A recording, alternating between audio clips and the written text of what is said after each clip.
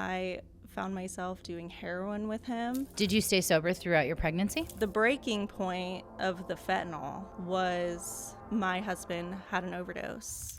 Welcome to the Peak of Possibility podcast, brought to you by Peak Path Health. If you're enjoying the show, please take a moment to like, comment, and subscribe. We'd love to hear your thoughts. Remember, if you or someone you care about is facing challenges, don't hesitate to reach out. We're here to support you on your journey to health and wellness. Welcome to the Peak of Possibility podcast, where we have sobering conversations. And today we have Jessika. Hello. Yeah, thanks for coming. Can you introduce yourself?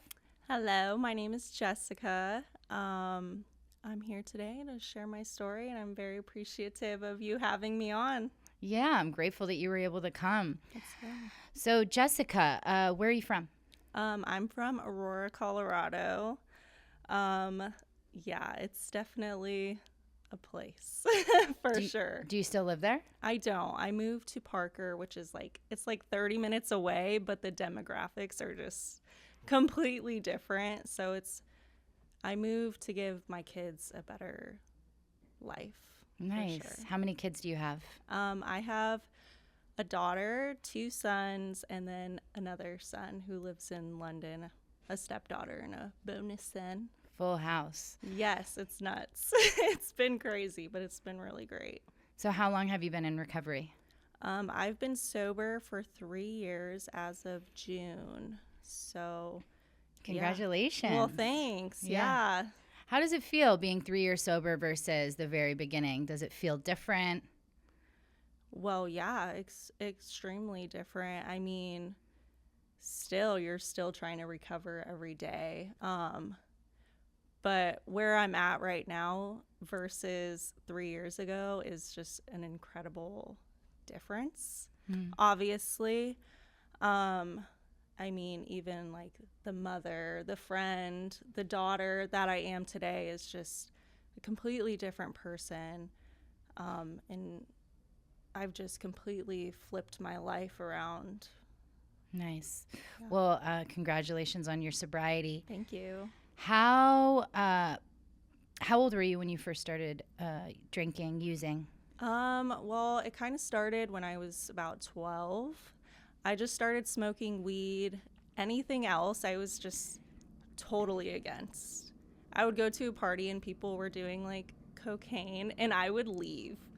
I would look at them like, you're disgusting and I'm better than you type of vibe, which is like so messed up because down the road, there I was just doing the same thing, if not worse.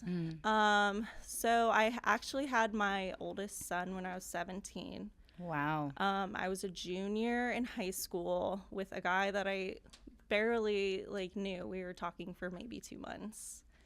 Found out I was pregnant and decided to keep him. And he's just incredible. He's such a good boy. So I'm very grateful for him. But you would think that would be like an altering thing in my life to, okay, let's get my shit together.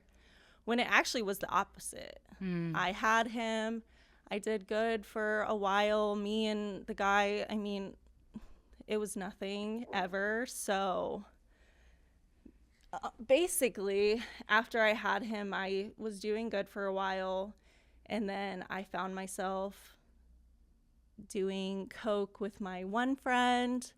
And then it basically just snowballed from there. I ended up getting in a relationship with my husband, my late husband, and he introduced me to a lot of different things, starting with like Percocets. That was the beginning of the end for sure. And then from there, I found myself doing heroin with him, which was completely insane. I actually didn't know what I was doing for a while until it was like, oh, this is what we're doing. Now I'm completely addicted. It's too late. It's too late. It was too late. And I just didn't realize the impact it would have. Yeah, I just never really saw that growing up. So I was just very uneducated and unaware of how big this monster was consuming me. a couple months prior, we had gotten sober. We told his family, like, hey, we need 2 weeks to, like, detox. They gave us 2 weeks. His dad would come and check on us and bring us Chick-fil-A, and we were dying on the couch, basically. But we would keep relapsing, like, here and there. We ended up being homeless for a little bit. So I guess I'm, like, kind of backtracking, going ahead and then coming a little bit back. It's all good. I'm following. So, yeah, we had gotten sober. It was awful. I wish I did have the resources to go to treatment. Like I said, this entire time, I've just been completely unaware of, like, how big addiction is and, like, the issues it causes and how many people it's affected and how many people have gotten sober. Because in the beginning of my sobriety, I was like, I'm the only one. Real quick, so what was the point in your active addiction where you recognized that it wasn't just a thing that you were doing or that you liked doing, but that you were locked in, like you were stuck? You were addicted and you couldn't stop on your own. Well, the thing is when I was doing fentanyl, I was completely functional, which is crazy. Well, you said you were homeless. Well, we were homeless because his parents had kicked us out. Right. We had lost our home, which was my grandmother's home. Everybody found out. I went to jail. Sorry, there's just, like, a lot that actually happened. I went to jail for domestic violence against him because he had stolen some money from me. That was also, like, a breaking point. Do you think being in a relationship with another person who was actively using was preventing you from getting sober, or do you think it would have been possible for you guys to get sober and stay sober while together? You know, I kind of go back and forth with that now that he's not here, like, thinking, oh, what if he was? And the problem that I keep coming to is I do worry that I would still be out there, be in there, or worst case scenario, like, not here at all. So talk a little bit about what happened. I know you were kind of leading into that. What happened when you lost, what was his name? His name was Daniel. Daniel. Yeah. And I'm really sorry for your loss. I can't imagine. You. Yeah. So what happened when Daniel passed? What was the circumstances leading up to it? You said you were in a Walmart. You had your kids with you. Were they in the Walmart with you or in the car? They were in the Walmart with us. And obviously my kids should not have been there. I'm very well aware of that. Yeah. No judgment here, by the way. No, and I totally get that. But yeah, we relapsed that day. And obviously relapsing on fentanyl is insane. Like, well, it's the insanity of addiction, right? Yeah. Continuing to It's crazy. So yeah, we went to Walmart to get our kids some pajamas. Unfortunately, my children were there. I stayed back in the car to smoke my part. And then went in and gave him his part. He said he was going to the bathroom, and he never came out. He ended up going into a family bathroom, so we didn't find him. He had locked himself in there, which part of me is grateful for. My kids didn't find him because I did send, like, my oldest son in to find him, not thinking, like, oh, he's overdosed, because he would take forever sometimes. So how long until he went into the bathroom till you finally started to panic or call the police or like, what was the next thing that happened? Well, the panic was pretty much set right away. We were supposed to be back. His parents already were well aware, like, we were sober, but we were, like, also struggling. But they had told me, you need to get home. The kids have school tomorrow. Like, somebody else will go and check. So they had sent his uncle. His uncle couldn't find him. He left. And then Daniel's dad drove there. And when he got there, ambulance everywhere. I guess an employee had found him.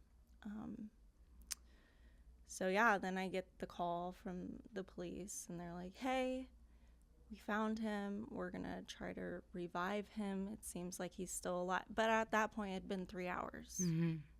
I'm like, yeah. I remember I was sitting with Daniel's mom on the back and smoking about 5,000 cigarettes. And after I got that call, I hung up and I looked at her and I was like, there's no way. There's no way. It's been too long. I don't think he's going to make it. And then we got a call about 30 minutes later. Do you want to come, like, say goodbye? Which part of me wishes I hadn't.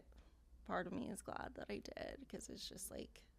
When you got that call, like, what was going through your mind? What did it feel like? Because I know everybody reacts very differently to, you know, grief, loss, shocking news like that. Sometimes it's instant emotion. Sometimes it's numbness, right? Well, that day I knew I was never going to touch that again. Absolutely.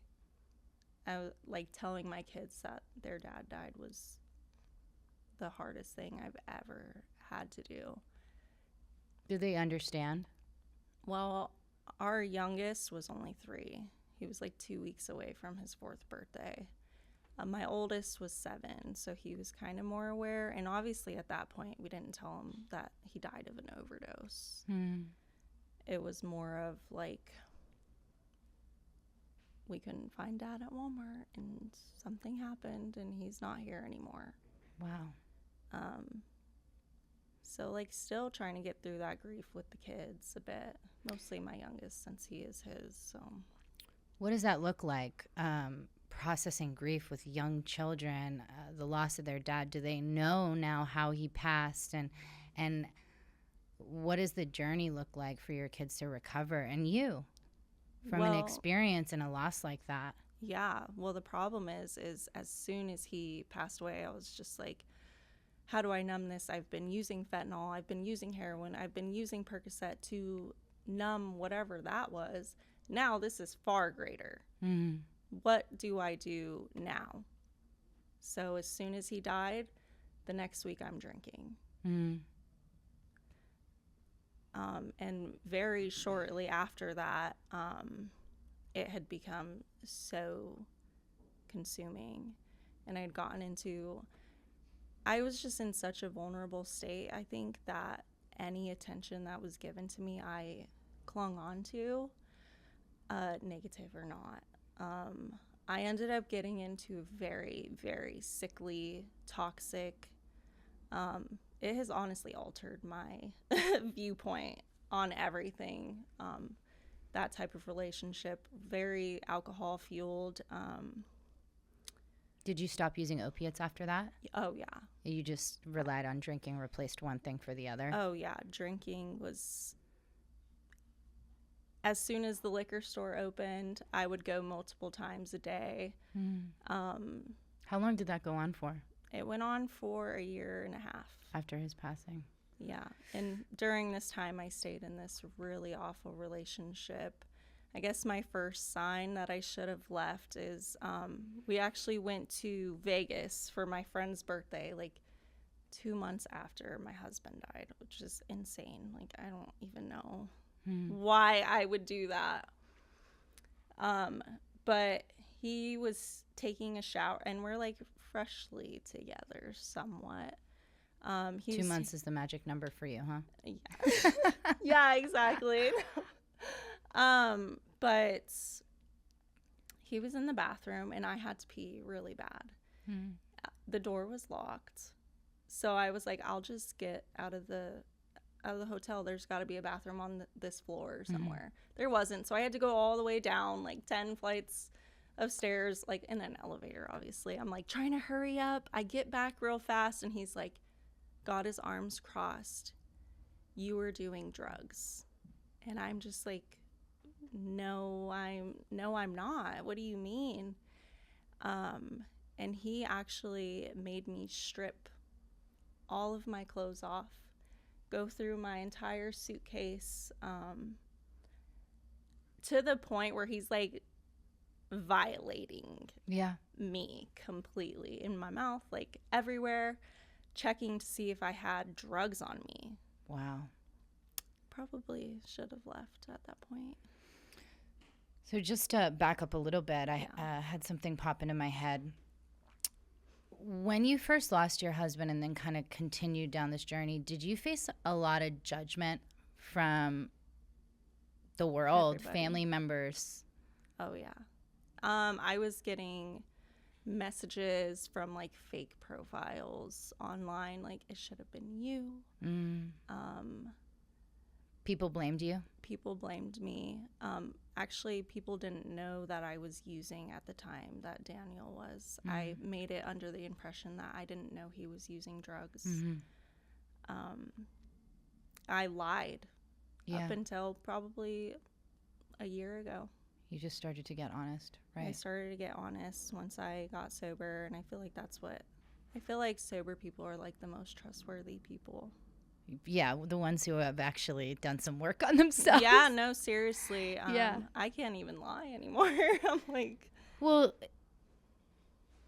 in my experience, at least, sharing my worst moments and also others sharing their worst moments have changed my life, right, for the better. So allowing our pain to be other people's medicine, right, can be one of the most empowering experiences we can have. Because as many people that watch this episode and have judgments and point fingers, there is going to be just as many people who have had either the exact same experience or something similar, and it's keeping them stuck in their cycle of addiction, and the shame and the guilt associated with it keeps them in a place where they're suffering, right? And so you sharing this openly with the world can change someone's life. And I've been able to do that since I've been sharing my story, and Hunter's been sharing my story. It's opened so many windows, and it's just like, it blows me away how many people can be like, oh, you're a piece of shit, versus, oh my gosh, if you didn't say that right now, I would have internalized this thing that I'd never shared with anyone. I needed to hear this is like one of the most heartwarming things to me, is like, this, I don't feel alone. Right. Yeah. And so I'm sorry, I'm going to move forward again, where you were talking about this relationship that you were in. So obviously it started off pretty bad, right? I'd imagine it progressed to worse. Yeah. How long did that relationship last? That lasted, I mean, we lived together. We got an apartment together shortly thereafter the Vegas trip, which is so insane. My kids lived through that also. I carry a lot of guilt with my kids, and but I am working towards repairing that relation. I'm always going to be. I have to progressively repair that with them. But yeah, I mean, that lasted like 2 years. So I just want to like point something out. It sounds like there's a little bit of a pattern, right, throughout your life of like being in these relationships with, toxic relationships. Correct. What do you think is the thing that started this pattern? Like, what was it internally that you would find yourself either drawn or attracting these like really kind of unhealthy relationships? Yeah, definitely. I think it started obviously as most women, having issues with your father, which comes back to, my dad was married to this woman. They still are married, actually. And she had 2 sons. One of them molested me, and my dad chose that side. He pretty much told me, you almost ruined my marriage. You're disgusting. You wanted it.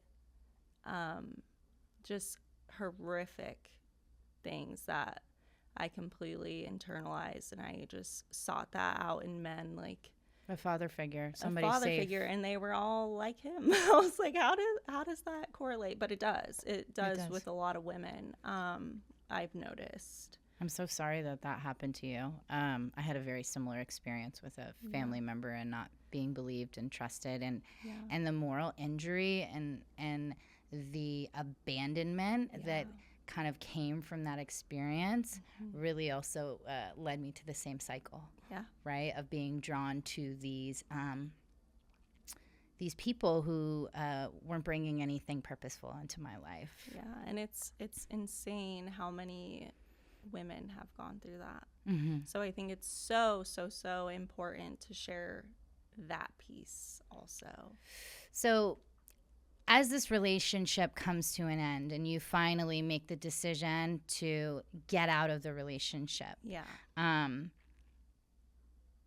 what did that look like? And you don't have to, you can go into the story if you want, but I kind of want to hear a little bit about that, so you can speak to women who maybe are in similar situations. Like, what made you make the decision? What were the challenges? What was the thinking? And did you have support? Yeah. The great thing is I have a great support system.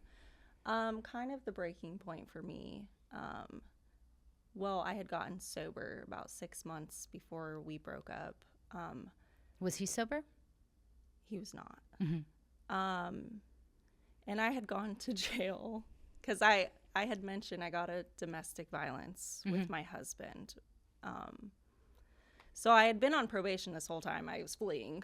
I had nothing to do with probation. I ended up getting arrested. And I was like, okay, I need to take this seriously, or I'm going to go to jail and my kids are going to lose me. And I'm tired. I'm tired of doing this. I'm exhausted. I'll just get sober. I got sober from that. I can get sober from this. I feel like I have the strength to do that.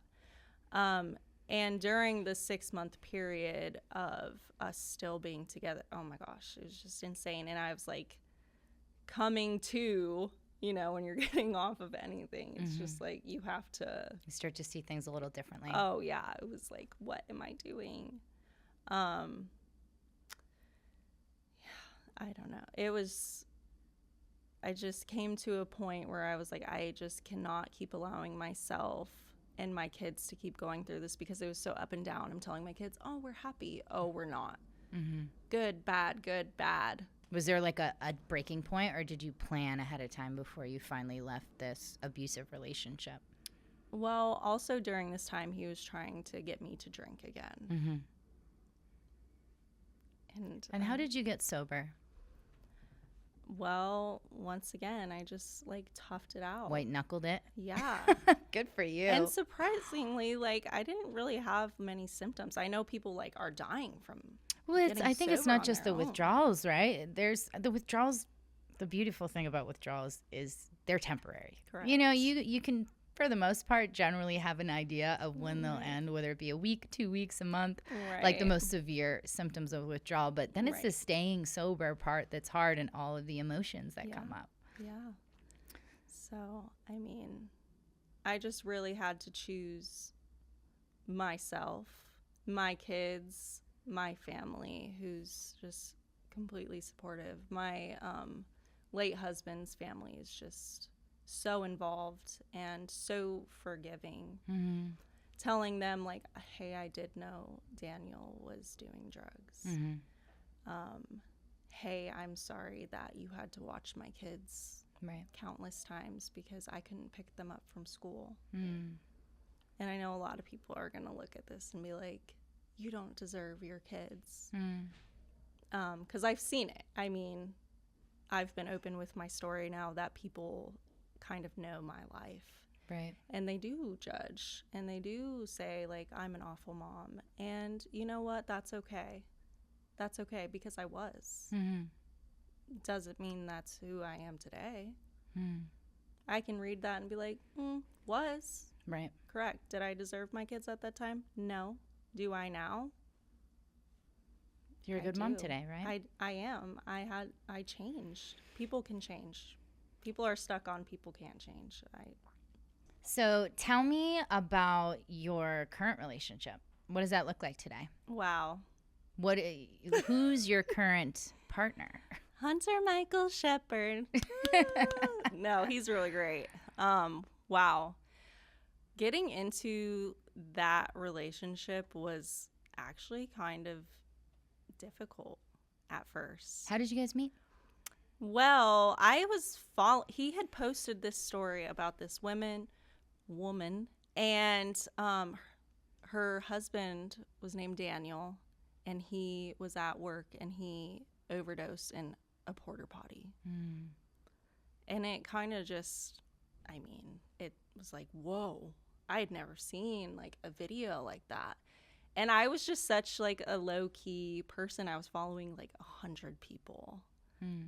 I was always like, I don't follow people. I don't like people's stuff. I just am here. Keep to yourself. Yeah, I keep to myself. But I followed him because I was like, holy crap, I've never seen anything like this. This is insane. I always thought it was just me. Like, oh, I'm the coolest person. I'm the only person that can get sober kind of mentality, which obviously has changed. But anyways, I guess he was looking through his views on his stories. And there I go. And he added me, and I was like, oh, that's kind of weird. Who is this? And then we kind of just liked pictures back and forth. He slid into the DMs? Yeah, he slid into the DMs, which is just insane. I think people would always think it was opposite. So funny. Thanks. But yeah, he slid into the DMs. He's like, where are you from? I was like, I live in Colorado. I was like, where are you from? He's like, I live in LA. And I was like, oh, how's that? And he was like, it's dope. And I was like, I'm not responding. Absolutely not. And then he messaged me the next day and he's like, hey, can I have your number? I was like, okay. And I went to work that day. I clean houses. I don't wear makeup. I wear pajamas. And I just like go. And I get home from work and I'm getting a FaceTime call. I was and I'm kind of socially awkward. Shy? I'm very shy. You might not know it, but I am. So yeah, he calls me and we talked for like 2 hours. And I was like, I got off the phone, and this is maybe embarrassing, but I called my mom and I was like, I just talked to my future husband. And she was like, ew, calm down. And then we were talking and I was just like, when can we meet? And he was like, fly out next week. Did you? I did. Oh my gosh. And Daniel's dad is the one that brought me to the airport. So they wanted you to be in a relationship, to move on and have a life worth living, right? Yeah. Well, they had witnessed all of this go down. But yeah, getting into that relationship with Hunter was really, really, really difficult at first. I had been betrayed. I'd been cheated on. I'd been emotionally, verbally, physically abused. I was like a rescue pup. Like, honestly, I really had to relearn and rewire my brain to what's normal and what's not. Like, even in the beginning, like, working with women, I was just like, don't cheat on me. Don't do anything. I'm so scared. Like, now abandonment trauma, betrayal trauma. I was terrified. And I would just, like, come at him with different things. Like, why did you do this? Why did you? And now it's insignificant. Right. Obviously. But wow, it's just been a breath of fresh air. I'm just used to complete chaos. What is it like co-parenting with another sober, recovered person? Wow. It's really great. He came in my life, and not just mine, my kids, and just stepped into that role immediately. There was never like father role. Yeah. There was never a moment where he was standoffish or anything like that. It was just, I'm here your mom and we're going to be together. No questions. I'm here. I mean, I'm dad. How did they respond to that? Were they accepting right away? Was there any resistance? I mean, it sounds like they've had, some father figures in their life, and I'd imagine it was a very different experience because you weren't sober and neither were the men you were with. Yeah. They were actually super receptive to it. And I feel like maybe they had some abandonment issues too. So they cling on to, and their relationship has just blossomed into something so like incredible. I couldn't ask for a better partner, father figure, friend. Like, we do everything together. Everything. And he's just the most motivated person. I've never met somebody like that. I just am blown away by the man that he is, and provider, and also like the nurturer. Like, that's my role, but he also steps into that. So it changed my life. Full circle, right? Full circle. So do you think that, have you had, sorry, I'm misspeaking. No, you're fine. Do you have women in your life today? Like, do you have relationships with women? Because I know for me, also having a history of sexual trauma, abusive relationships, spending time with women in my life that were liars, cheaters, thieves, like this was the ideas. I had these old ideas, but the truth is that was really a reflection of like how I was operating in the world. Yeah. Do you have strong relationships with women today? I somewhat, not enough. Do you feel like it's hard? I feel like I said, I'm shy as it is. So kind of stepping into a world of different people. And I also never went to AA. That was never a part of my recovery until I got with Hunter. He introduced me to a whole new life. I'm like, whoa, what is this? World. Yeah. But that's something that I feel like I need to do. And I feel like I'm totally open to that. Women have hurt me. Men have hurt me. Right. And I'm just like a homebody also. I don't really do anything. But I don't really have a good relationship with my mom right now. She's gonna watch this and she's gonna be mad that I'm even saying that. Yeah. Moms are hard. I get it. Moms are hard. But there are women in my life that I am close to. I have my sister. I have my grandma. I have Daniel's mom. Nurturing relationships. I have Hunter's mom. Okay, so you have... Yeah, I have a very good little girl squad. System. But, I mean, I have, like, 2 friends that are my age, and it's so fun to, like, go out with them. I'm like, I need to do this more. But I'm also a mom. Yeah. You have a full-time job. Yeah, one of my friends isn't a mom, so it's, like... It's hard. It's hard to, like, plan things. And my other friend is a mom, and we can never hang out. We talk on the phone, like, once a week, though. So. Okay, so tell me about your face tattoo. When did you get it? Yeah. What does it say? Whoa. Okay, so basically I had told my husband, Daniel, for a long period of time, I'm going to get your name tattooed on my face, da, da, da. And he was like, you better not. Like, you better not. You're going to ruin your face. Please don't. I even told him a week before he died, I'm going to get it.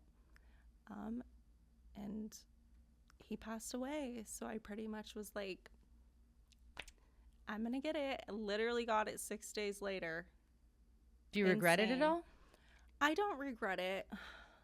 But I feel like I'm in a moment of my life where I need to not move on, because that's not going to be an option.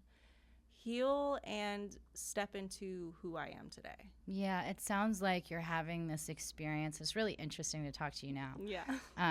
Because it's relatively this like new experience that you're having of coming into yourself, like who you are as a woman, what your values are, what a loving, healthy relationship is, what it looks like to be a sober mom in recovery.